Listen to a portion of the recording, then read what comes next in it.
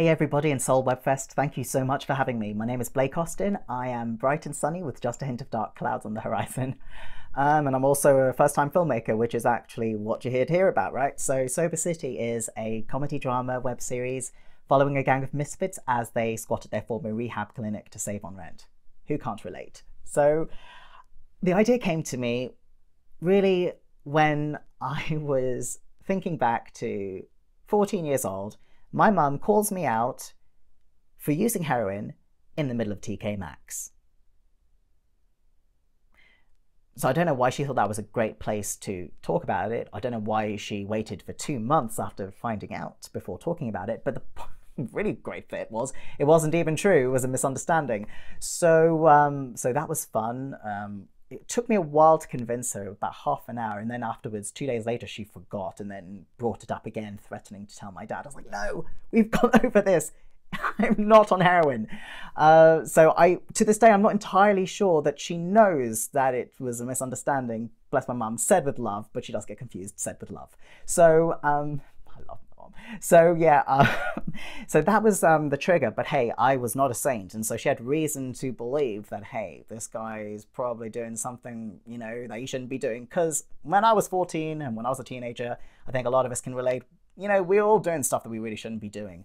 And so I built it out with things that experiences that I did have, and experiences that the people I was growing up with, coming of age with, went through. So I haven't personally been to rehab, but hey, I know struggle, and down that vein, and I know the struggle of people, who've grown up. I understand the appeal of that world, and I understand the darkness. And what I wanted to bring in this comedy drama, but bringing the lightness particularly, is a part of the story that isn't told. In the world, we see a lot of stories, quite rightly, talking about the struggle, the pain, but that's only one part of the story, and it runs the risk of us going, oh wow, those people, well, they're just like one note downer. I don't want anything to do with those people. They are just defined by their struggle, and that is it.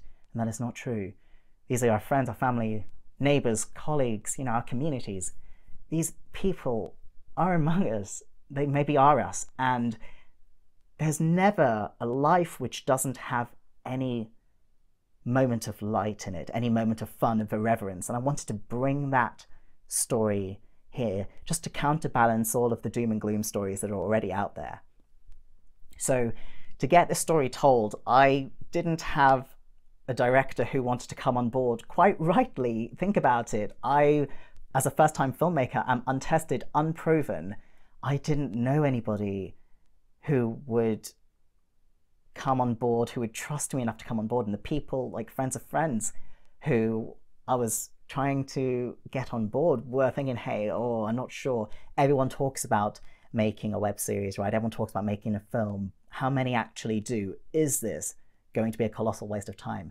So I do not blame them for passing, but I wasn't going to sit back and go, okay, well, that's it. I guess it's not happening.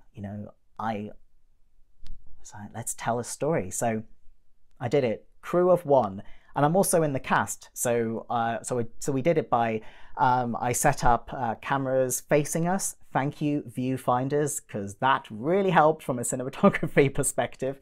So cameras facing us, one set of lights for each scene, and not per shot, which was a bad idea, as I discovered in post. And I also, set up the mic, and we just went from there. And it was, it took a lot of planning, a lot of sort of mental maths, as you're having to basically set up things from the wrong side of the camera in order to get you in the place where you need to be as an actor. So there's a lot of mental maths and spatial awareness, and it was stressful, but so worth it. We did it in a weekend, all 5 episodes. It was very interesting. So it was a learning experience for sure. And wow, I wouldn't trade it for the world. I have grown so much from this. And promoting, I initially promoted it on social media, but I'm no longer on social media. The next step is, hey, Seoul Webfest. So thank you for watching. I am actually promoting my show because you're watching this. So thank you so much. And next up, I want to continue going really close to home, but even closer to home for my next web series. Again, I want it to be comedy drama, showing the light in stories that really tend to be which I feel are kind of one note or a little too one-dimensional, that are currently being told.